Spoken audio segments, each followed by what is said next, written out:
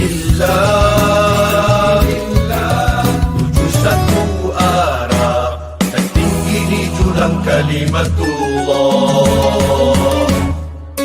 Berpegang tawakal, gapai cita dan suci marhatillah.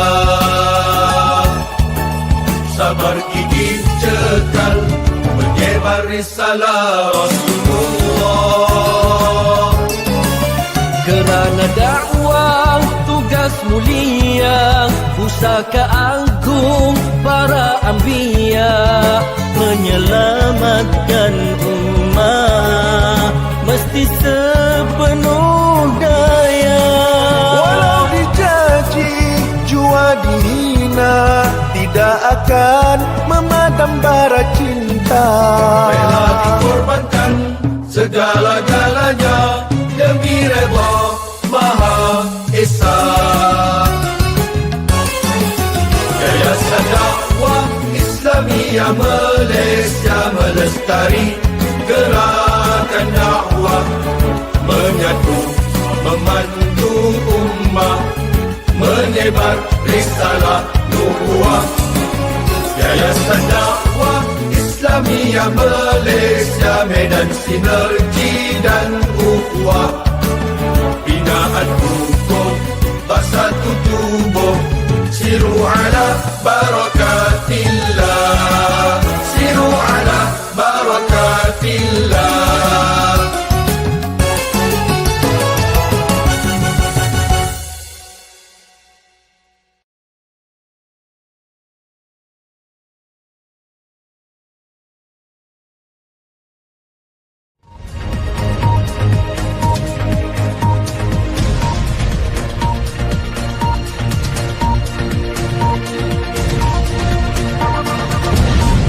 Structure when coming here, from the little that I know, it reminded me of the sacred geography of Baghdad.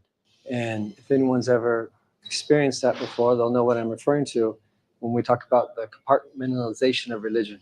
So this openness, rootedness, and this contemporary perspective, these are the things that I have observed in both youth conference and also in Merkez. Ya Allah, Assalamu alaikum wa rahmatullah wa barakatuh. MashaAllah. It's a very happy moment to sit with you after the youth conference. So the guests coming from different parts of the world, from south and from west and east, and from the capital of the Osmaniyat.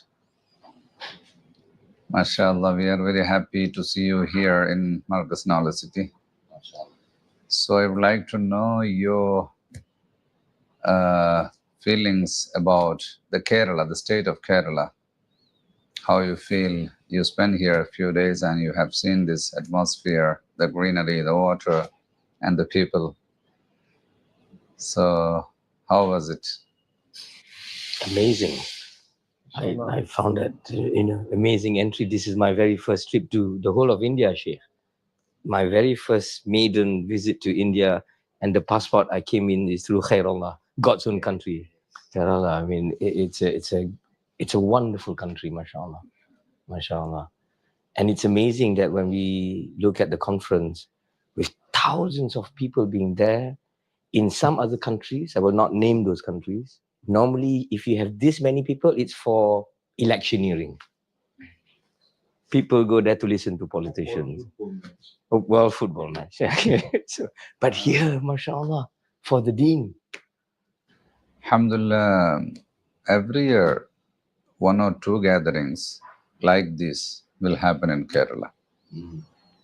And, you know, we have several organizations like Jam'iyatul Ulama, then the parent body of Muslim Jamaat, then youth, then students. So different programs every year there will be there. So thousands of people will gather on some occasion. So particularly the state of Kerala, for its, the name came from coconut tree. It is in southmost of India, but it is not that much hot as the North India. The maximum temperature to 36. Sometimes in some districts only it goes more than 36. This is because of the coconut tree. It looks like an umbrella, one stem and a shade. And the coconut was the first given to the Islam. When the Arabs came to the coast of Kerala, they were gifted this tender coconut drink. So they asked, this from your garden? Where is this from? So the Keralites were strange. Why asking like this? And so they said, we are Muslims. We drink only from the halal.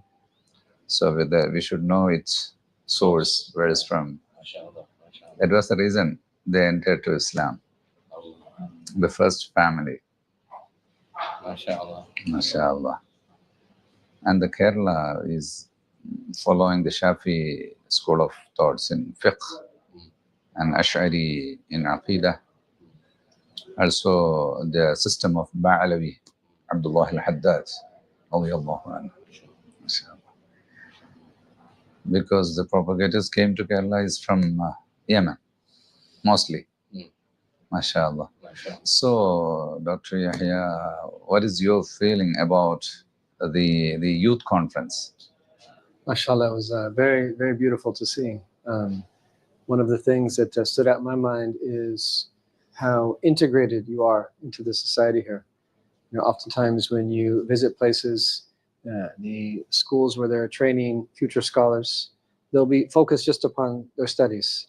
They don't train them from the early stages to know how to interact with society at all different levels. So I was very impressed to see that in addition to that big tent where you had the book fair, but then you also have the exposition there of all the different businesses, and that from medicine to that construction to that AI and technology and things of that nature. And I thought that was just really important. There's a bifurcation of knowledge in the Muslim world still that we're suffering from, but to try to bridge that gap of the sacred sciences and then from the perspective of the sacred to engage that everyday life, I think is one of the things that really stood out for me. So. And there was one area of EduSign. EduSign is about 100 counselors sitting live, students and parents coming, and the same place, they are getting the good guidance about their future education and career. Is it how you think about this? Any suggestion on that? Or Alhamdulillah, I observed a forward-looking approach, in both in the youth conference and in the markets.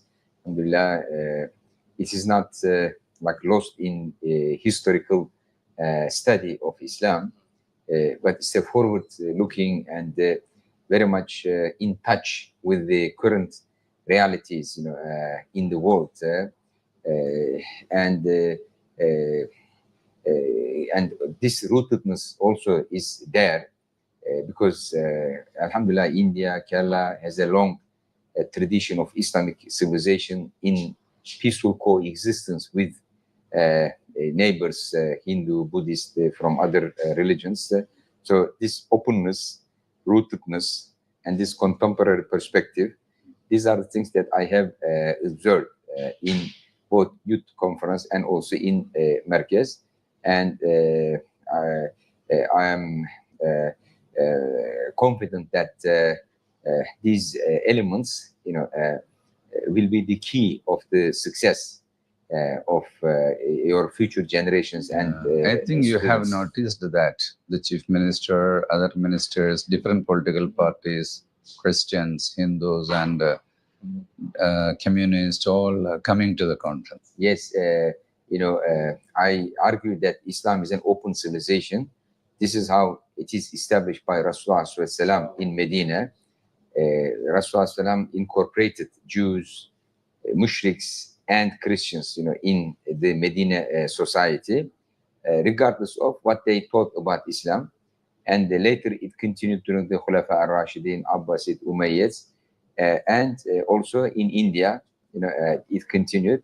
I use Muslims in India as a good example of Islamic open civilization, where Muslims coexist peacefully with non-Muslims who are not Ahl Kitab, not Christian and Jew.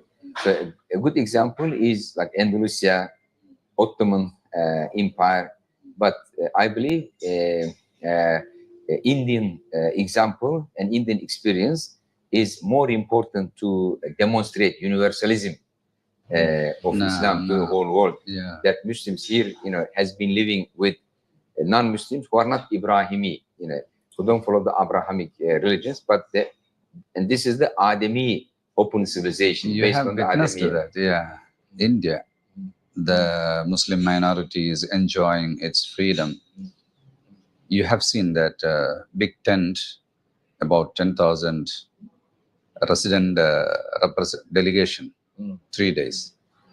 And in the open conference, about 25,000 people coming from different walks of life, evening session only.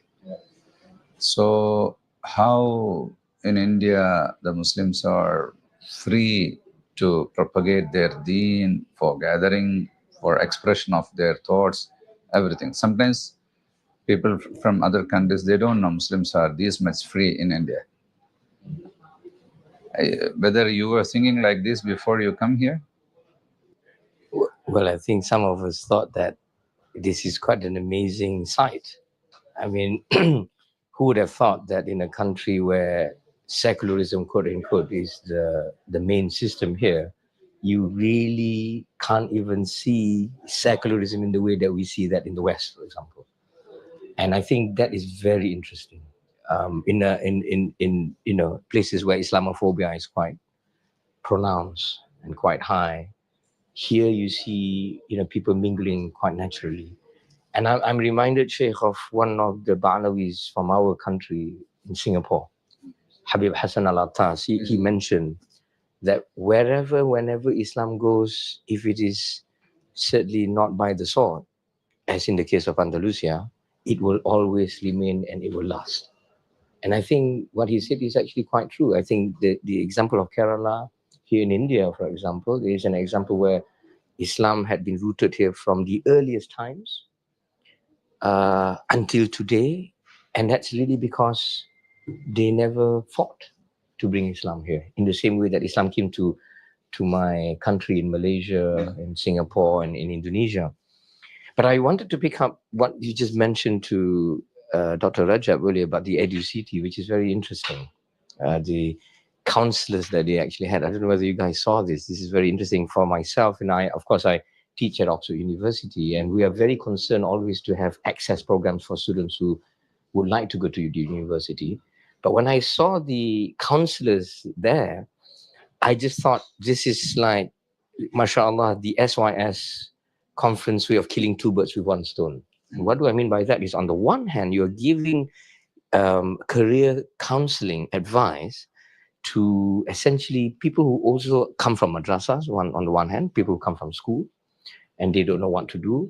But there is also in Malaysia, where I originally come from, and we now have an issue where the government itself is looking at madrasa students in particular to try and retrain and give them a new skill, which could be in TVET, vocational training, for example. Because a lot of our countries focus too much on academic training. They forget that vocational training is actually very Islamic in that sense, an important part of any society. And Germany is a good example in the West, where they have very advanced, vocational training programs. So if you're asking for what could be done to improve, and I think this is the bit that I would say. EduSign program, it is a permanent system, so your valuable advices will add to it future. MashaAllah. Inshallah. It is under the WAFI. It means Wisdom Education Foundation, India. Alhamdulillah. And now we are sitting in the Knowledge City, Marcus Knowledge City. We recently established not yet completed. So, Alhamdulillah, you all traveling around the world, you are living in big cities, also new cities developed in your countries like Putrajaya and in Istanbul. We developed this city by the ulama and the Islamic society, not by government or a rich community. So it's a city around the masjid. Masjid-centric city, education institutions and commercial project, hospitality, hospitals and markets. So this is the apt time to get your races for this, inshallah. Hadara. I was struck, Sheikh, when coming here, from the little that I know, it reminded me of the sacred geography of Baghdad. Because Baghdad was designed during the time of Khalifa Mansur as a dairah, as a circle. The round city of The only difference is the center of Baghdad is the palace. MashaAllah, the palace is the palace of Allah subhanahu wa ta'ala. I mean, but amazing. So when I came here and I thought, I asked one of our friends taking care of it, can I see a map of the city? Can I see? So it is basically a circle, just like Baghdad. So it's an amazing thought that is put into this, mashallah. Dr. Rajab, we were talking about the civilization or the city of Marcus Nala city. What is lacking here or what is to add to it? Yeah. First of all, let me begin with the name Marquez, because in Istanbul we have Merkez Efendi Külliyesi. So this sheikh was named Marquez. Why? Because his name is Hüsamettin, I think. But his sheikh Sumbul Efendi loved him so much, but other students, they were jealous of him. So one day sheikh wanted to show them why he loved Hüsamettin more than themselves. So he asked this question to the students: if you were given the chance to make changes in the world, what kind of changes you would make? And then everyone said something. Like one said, I would leave no kufr in the world. The other said, I would leave no war, eliminate all the wars. Some said, I would make no winter, etc. And then when No winter. Oh, no winter. So when the turn of Hüsamettin came, he said, I would leave everything in its markets. I wouldn't change anything, because how can I dare to make something better than Allah? So he did the best. So it would be like transgressing my limits to say that I will design the world better than Allah. I would leave everything in its markets. So then the sheikh said, okay, from now on we'll call you Merkez Efendi. So he's always called Merkez Efendi. So there is a philosophy behind it, that Allah put everything in its best Merkez possible. So maybe you can make some kind of connection with Merkez Efendi Külliyesi. So this place, civilizationally looking at it, is a külliye. And külliye means university. University is translation of külliye. No. But in modern Arabic, they made a mistake by calling faculty külliye, and then the university jamia. So there's a confusion about this. So in the Ottoman civilization, they built külliye. Külliye means at the center there is a mosque. Around it there is hospital, university, and madrasas for all levels, library, hospital, and bazaar, shopping all together. Okay, so here, the same logic is implemented, knowingly or unknowingly, but Allah Ta'ala guided, the designers to this. Perhaps this is the logical path of a Muslim. Ilm and amal, and also business together. So there is no separation between ilm, amal, and business. No secular, no religious. Everything is religious. Everything is sacred. So we observe this here, and also the design of the mosque. Alhamdulillah, it's very good. In the Muslim world, we have some mosques without any symbolism, without any design, without any decoration. They are like storage room, just to cover as many people as possible. But here, when you enter there, you become aware that you are entering a worship place, and all the names like reminding you ashab, and also the ulama and awliya who lived before us. So basically, you are reminded that you are their descendants, and you are following their footsteps. So this gives a spiritual depth and also historical rootedness, to people who are entering there. And the design, mashallah, is perfect, with the wood. So it makes the design a unique and distinct design, alhamdulillah. So like someone who sits there gets transformed and feels this spirituality. So the ikhlas of the people who build it already reflected there. Mashallah, it's very clean, very orderly. I am impressed, with the orderliness, and everything is systematized, mashallah. So this is what impressed me, in Markaz, in education city, alhamdulillah. And you did the most wise thing by building these residential houses here to populate the masjid. Sometimes, this also part of this civilizational perspective, like a bazaar, shopping center, and homes are necessary to bring life to the big masjid. So in some places, they build a big masjid, nothing around it. It's like dehumanized, depopulized, by, building these shops, and then building homes near to it. Basically, you are humanizing, you are populating the environment, and also school is near to it. There is hospital, there is hotel, cafe, everything. So it brings life to it. So this is much better than like making a big masjid and around this is empty and nobody around. No one would want to go there because there is big distance. So alhamdulillah, it's a very good design, inshallah. Inshallah. Sheikh Yahya. MashaAllah.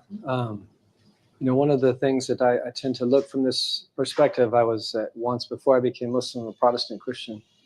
And if anyone's ever experienced that before, they'll know what I'm referring to when we talk about the compartmentalization of religion. This is one of the main traits of our time, was that people's religions become compartmentalized. This is just one aspect of their life. You can go to church one day of the week and then you kind of have a general sense of morality and try to be a good person, and that's it. And I think that human beings suffer when this is the case. When I became Muslim and was introduced to the holistic teachings of Islam as a deen, as an entire way of life, a way of being. Dr. Rajab was speaking about Fatwa these past couple of days, and this code. There's just a way of the prophets that you're supposed to follow.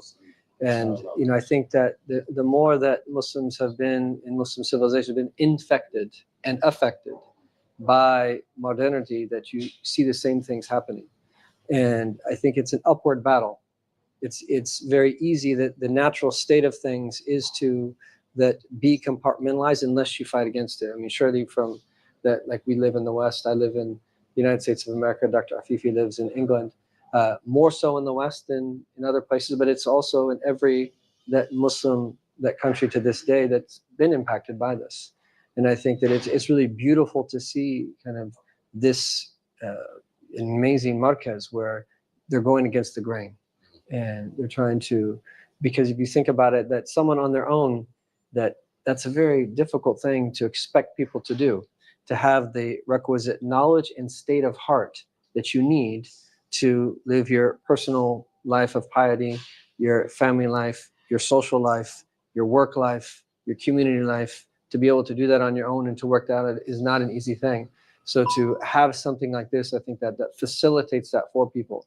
And then necessarily what follows is healthy living. I think one of the great barometers for how people are doing in the Muslim world and at an individual, family, communal level is to see how healthy that society, those families, those individuals are. And I've always thought of health as having 6 different dimensions. You have the most important, which is the spiritual and the religious. And then you have the psychological and the emotional. And then you can have the rational and the intellectual. Then you have the physical. But then you have the 2 that are exterior to the human being, the social and then the environmental. You know, so to come here and to see, as Dr. Rajab mentioned, people are living here together. They're praying together. That you took us to the mountain this morning. We got to see the beautiful landscape and learn about all of the amazing things that are being grown here, and the importance of agriculture and the importance of preserving the environment and so forth. And then the other dimensions as well, the physical and that everything that comes from that. We're in a lobby here where you have rooms, mashallah, the different types of, I don't like to call it alternative medicine, the foundational medicine, Ayurvedic and Unani Tib, and Chinese medicine, homeopathy. And you know, when we go against the grain like this, and with examples of what you're doing, I think that this is a great service to humanity. And I'm hoping that this place will be, inshallah ta'ala, a place that many people can come and be inspired to do what they can in the places that they come from. And this is certainly one of my intentions in coming here, is to benefit from this beautiful model and to hopefully do what it is that we can back home in my country. Inshallah. America, we can have, inshallah, one markaz knowledge. Inshallah. Could pick up Multiple. All throughout. America is big, like India. So all throughout America, inshallah. Inshallah. Multiple. Branches of the Inshallah.